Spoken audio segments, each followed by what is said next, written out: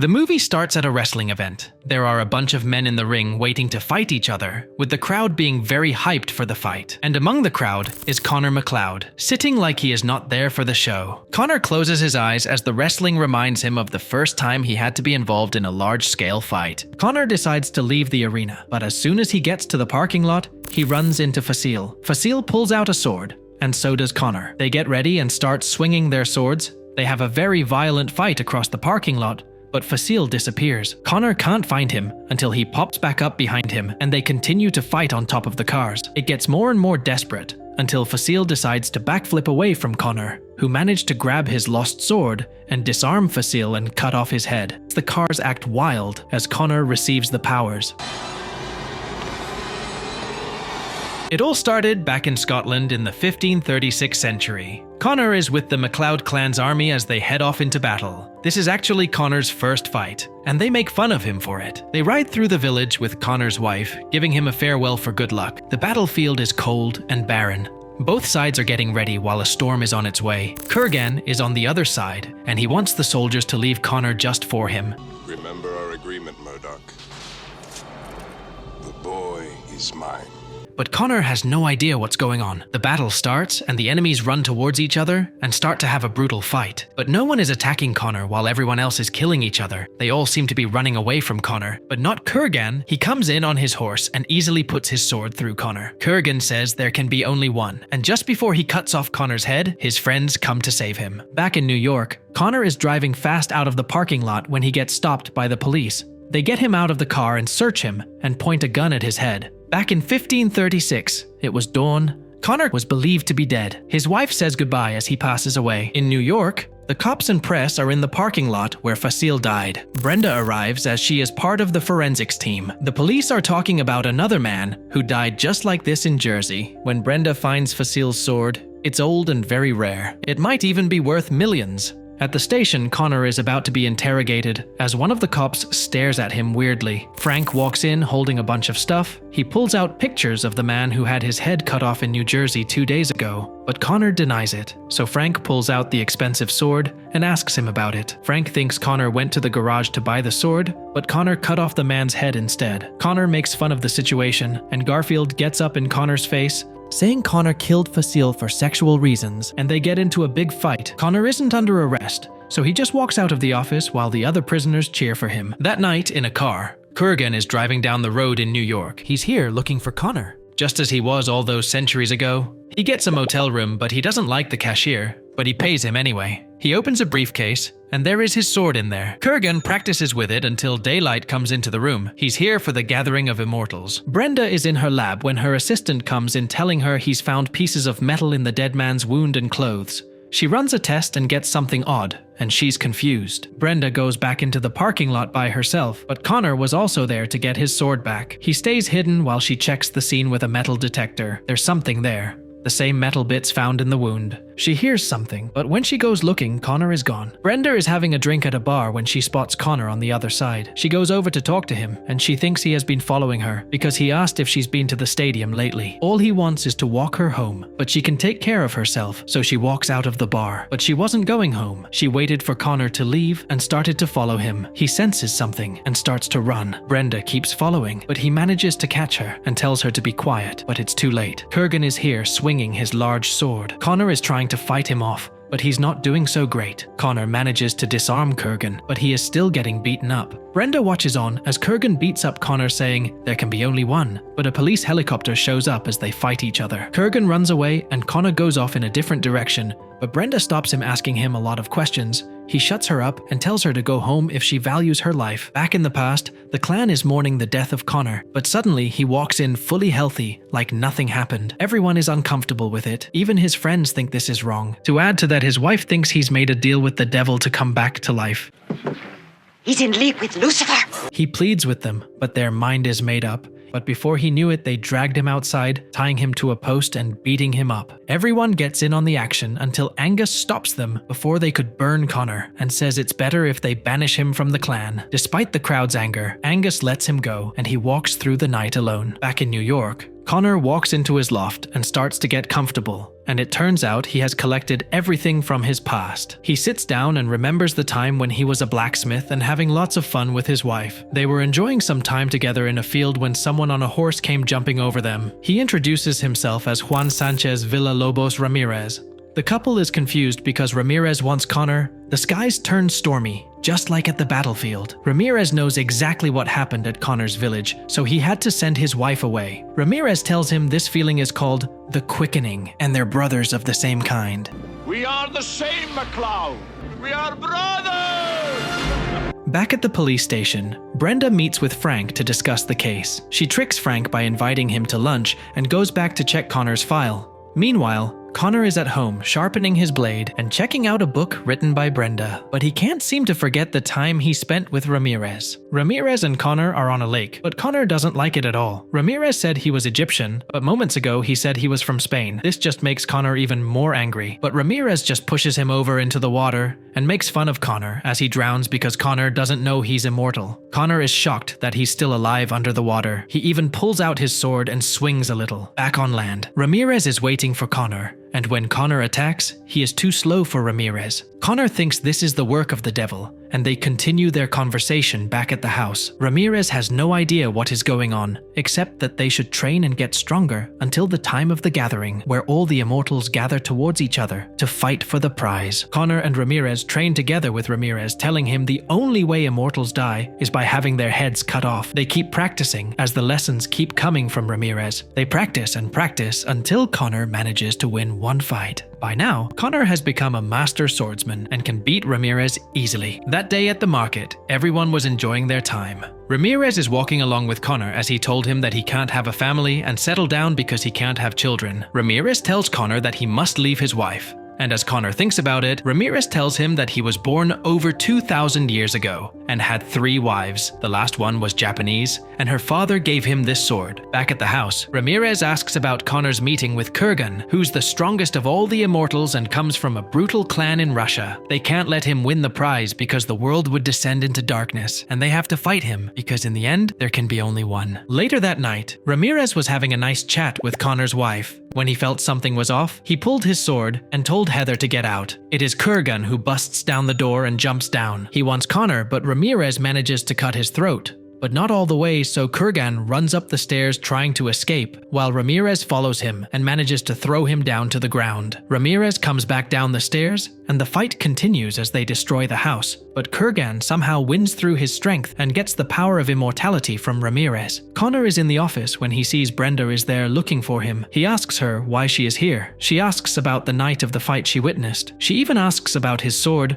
but he supposedly doesn't deal in exotic weapons. Instead, he shows her something else and asks her out to dinner. That night, his assistant Rachel asks about what she should tell others about him, and he makes jokes as he remembers his time in World War II when he found a little girl hiding. It's Rachel as a child, and he rescued her. Later on, Brenda sets up a recording machine and opens the door for Connor. He looks at an old painting that looks like him from the past as he gets settled in her house. He even finds her gun and spots the cops outside on the street and her recording machines. She lies and says she works at the museum while he pours them both a drink. But he talks about the year the brandy was made, in the 1700s, but he's talking about it like he remembers everything. She opens her gift, and it's her book. She can't lie anymore, but she doesn't know that Walter was parked outside. She comes clean and tells him she's only looking for the sword, but he just walks away from her. Back in Scotland, Connor and Heather stay together despite Ramirez's death. They spend the rest of their days together in total happiness until Heather gets too old and dies, while Connor laid next to her unchanged. Back in New York, Connor meets his friend Sunda on a bridge. He gives him a flask as they talk about the gathering, because it has finally come after all this time. They reminisce about the last time they had a party, in 1783. Connor was too drunk to stand on his feet and fight an arrogant man, but Connor doesn't die no matter how many times he gets stabbed. Back in the city, Kurgan is back at the motel. He manhandles the cashier and tells him to not speak to him. That night, a man was driving down a dark alley when he saw some commotion. It is Kurgan and Sunda having a fearsome fight. He gets closer and closer, and by that time Sunda is realizing that he might not be strong enough to beat Kurgan as he loses. The man shoots Kurgan down with lots of bullets, and that attracts other people to the scene. But Kurgan isn't there. He stabs the shooter and lifts him up as the rest of the people watch. Kurgan collects the powers of Sunda as the people watch on in horror, and a large explosion happens.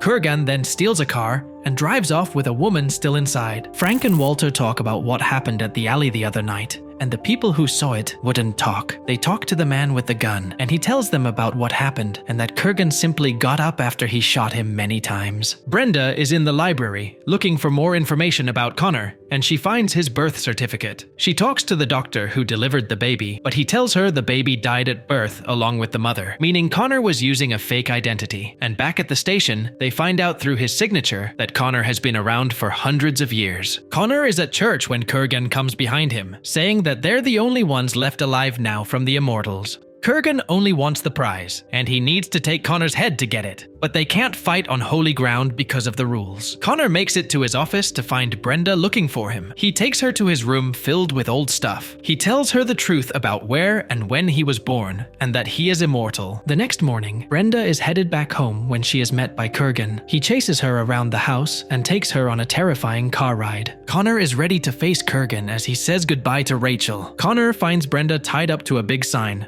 and goes to untie her, but Kurgan shows up to ambush him. They fight across the large sign and on the rooftop as the sign falls apart. They continue to fight as the ground gets filled up with water. They both fall through the ceiling glass into an empty room, but still don't give up fighting. And just as Kurgan was about to win, Brenda distracts him enough for Connor to come back. They continue the fight until Connor cuts off Kurgan's head. That's it. It's all over. Connor wins. He is the last immortal standing.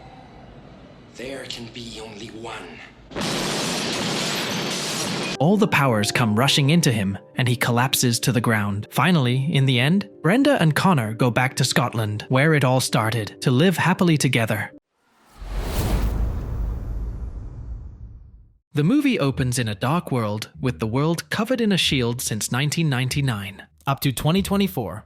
This is to protect the world from ultraviolet rays, since the ozone layer was too damaged. In an opera show, a now old Connor is enjoying the show alone. He is reminded of his time back on his home planet. Connor comes from a very distant past. Ramirez talks to his people about being oppressed under General Katana. Ramirez appoints Connor to be the leader of the resistance. They bond as one using some magic, but the rest go rushing outside to fight. Connor organizes his soldiers to retreat because General Katana's forces are too strong. They go to a trial, and Katana says that the punishment is death, but the sentencing is exile into the future for those who are immortal, where they will face each other in a trial by combat until only one survives. The survivor will have a choice to either return back to the past or grow old and die in the future. Ramirez and Connor are now both sent to the future. Connor wakes up, but the show is over and the theater is empty. Connor drives back in darkness as he watches the news that says high UV rays are still there above the shield. Connor calls his friend Alan, who is the leader of the organization that put up the shield for Earth's protection, but Alan is not available. Some goons try to steal from Connor, but when they recognize him, they run away scared. Guards who are on patrol at a dam think they hear something, but the control man says it's just fish, not seeing the spies that made their way into the compound. They zipline across without being noticed and climb up into the building. They get into the control room, and Louise unlocks a door for them to get into the reactor core. She puts the chip into it and hacks into the computer, but the security is alerted. The radiation is normal, which was not what the company has been reporting, but they have no time, so they run away as the guards shoot at them. Katana is looking at Connor on a monitor and is scared that Connor might choose to come back and take his throne. He calls Corda and Reno to go into the future and kill Connor, so they agree and take the trip. Connor notices something in the sky, but keeps going till he reaches a jukebox and sits down to enjoy a drink at a bar. On the news, it says that the terrorist group called Cobalt have attacked the control center. CEO of the SHIELD Corporation, David Blake, gives a statement saying that things are okay, and the press already know that Louise is the leader of Cobalt. Louise is at a hideout as she gets changed and checks to see the address of Connor. Connor is still at the bar as he gets harassed by a lady about turning the world into darkness using the shield, but the bartender defends him because he saved everyone's lives. She persists until the bartender kicks her out, but not before she hits Connor with a beer bottle. The shield seems to be disturbed by something as Louise finds Connor and introduces herself, but he tells her to get out of the terrorist business, and she just insults him for not caring about the world. Then she jumps in the car with him to get his help. She tells him about the results she saw at the SHIELD control center. She thinks Blake is trying to cover up something big, until Connor starts feeling something. It's the quickening. He stops the car but sees Corda and Reno who are looking for him. He gets out of the car and gets Louise into a dumpster. He runs away as they shoot at him. He climbs up the fire escape stairs and they follow. He manages to find a weapon and fights off one while the other watches. The police are here, but it took just one shot for them. The fight is getting more intense, but Connor manages to escape onto a train, but the fighting is still happening until Connor kicks him under the train. This means that Connor is now back to being immortal, and the powers make his surroundings go up in a big explosion. But he walks out of it just fine with his young body restored. Reno wants to use his wings to attack Connor, but is a hoverboard that Connor uses, and they fly around the city until Connor gets knocked off of his board. He sneaks between cars and waits for the perfect time. He ends up using an electric wire to beat Reno, who ends up exploding. When Connor gets the powers of Reno, he uses it to bring back Ramirez, but Ramirez is in Scotland. He jumps into life at a Shakespeare performance. The actors are confused when he interrupts the performance, and the crowd is laughing at him, but his charm was too much and they clap. He is almost run over by a truck as he continues to walk down the street. Back in New York, Louise finds Connor as his much younger self, and she doesn't know what to say, but they are now attracted to each other and can't deny it. Back at Connor's place, she asks him about his mortality and how he's immortal, and the choice he has made to stay or to go back into the past. But she has more important things on her mind. She wants him to figure out what the company is hiding. Ramirez is fascinated by the technology, and he walks into a tailor's shop. He exchanges his earring to get fitted into a new suit, and they rush into making him look more acceptable for the time. And when the man tells him that flying is the best option, Ramirez acts like he knows what that is. And just like that, Ramirez is on a plane. Connor and Louisa talk about how the sky used to be blue before the shield. He wishes that people could still see that. She wants to see it at least once before she dies. Back in the past, Katana sees that Connor has beaten Corda and Reno, so now he has to go there and do it himself. At the subway, Katana lands on a train and crashes through the roof. Everyone is shocked to see him, and he picks up a man and beats him up. He then goes to the driver and throws him out. He takes control and kicks it into top speed. The people at the back are struggling to stay on their feet as he keeps increasing the speed. He keeps going until the train eventually crashes into the street. At the SHIELD company, Connor walks in to see Alan. They're glad to see each other. Alan is shocked to see him looking so young, but he's got more important things to talk about. They remember the time they put up the SHIELD back in 1999. The final checks were done, and the satellite was in position. The launch is successful, and the SHIELD is put around the Earth, making it descend into darkness. Back in the present, Blake is secretly listening, so Alan had to write it on the screen that the radiation has returned to normal above the SHIELD. He gives him the location, but Blake is already here and is introduced to Connor. Blake then takes Alan away from Connor, and when Connor mentions something about the ozone layer being repaired, Blake is certain that the SHIELD will be kept up forever. Katana is in a taxi talking to the driver and tells him to stop at a weird spot. He gets off in front of a huge statue. He breaks the driver's side window and punctures the tire while he's at it. Ramirez is still asking how the plane is able to fly. He then sees the safety video and sees it crashing and freaks out. Thank you for flying with us and enjoy your flight.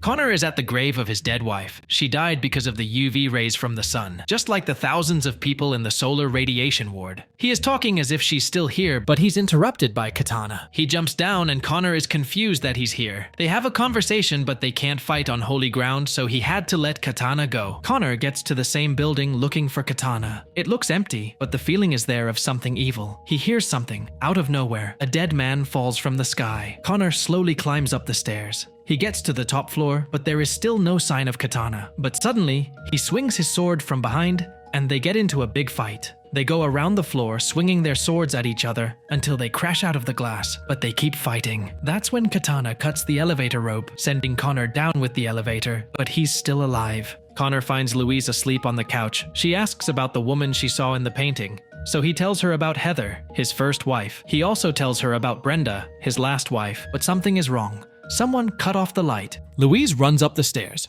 as Connor slowly goes around the room looking for the danger. Then a mysterious man comes from the dark and attacks him. They get into a long fight, but it's Ramirez. But they keep fighting, but it's actually fun. He's glad to see his friend again after 500 years. They have a drink when Luis walks in and they greet each other. Blake walks into Alan's office and tells him that he knows about the conversation he had with Connor. Blake thinks that deactivating the shield is too dangerous, and he wants to keep it going forever. Later at a meeting, Blake was talking when he got interrupted by Katana. He chokes out the guy trying to stop him, so Blake has him shot. But Katana just gets up like nothing happened and slams the shooter to the table. He sits next to Blake and announces himself as a partner. Back at the house, Ramirez asks about the sky being dark. He tells him that it was necessary at the time. Connor is trying to locate the direction given to him by Alan. Louise then walks in and tells them that Alan is in prison. Connor goes to the prison with Ramirez, and they talk to security, but then they drive in without permission. They drive through the parking lot as they get shot at by the guards until the car stops. Louise was in the trunk and was found by the guards. She is taken to a prison doctor who says she's fine, and they keep the guys under blankets thinking they're dead, but they just wake up when the doctor sees them and faints. They take the guards' clothes and sneak into an elevator. They search the corridors until they find some people there, and among them is Alan. He has been tortured so badly, but he gives Connor the exact location.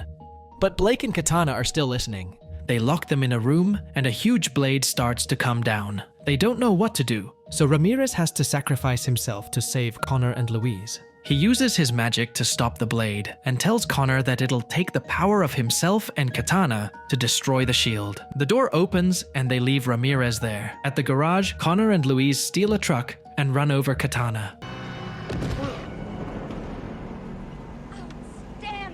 They drive up the mountain road, but Katana is still under the truck. So Connor gets out of the truck to fight him. They get on the roof and get into a fist fight. Katana jumps on the hood and tries to get to Louise until Connor pulls him away and kicks him off the hood. They get to their destination and step out of the truck. It's a restricted area, but they climb in with the shield's rays sparking everywhere. They finally get to the other side and get to see the open sky with clouds and the sun in full blaze. Blake and Katana are confused on where the two disappeared off to. Then Katana spots Connor, and Blake makes a joke saying he couldn't kill him, so Katana throws him out of the window. At the source of the shield, Connor slowly walks up to it until Katana comes in and they get into the final fight. Connor is trying everything, but they are evenly matched, and Katana even gets the upper hand at one point, so the fighting is still going on until Connor hits Katana and gets him on his knees to cut off his head, because there can be only one. There is only one thing left to do now. Connor walks right into the shield source, using all of his powers to make it explode. The shield is down, and the people get to see a full night sky for the first time. But surprisingly, Connor is still alive. In the end, Connor and Louise share a final kiss in celebration because the shield is down and the world is saved. Thanks for watching our movie recaps. We've got something special for film fans, a curated selection of top-tier gear for an ultimate home movie experience. Click the link in the description to browse our selections on our website.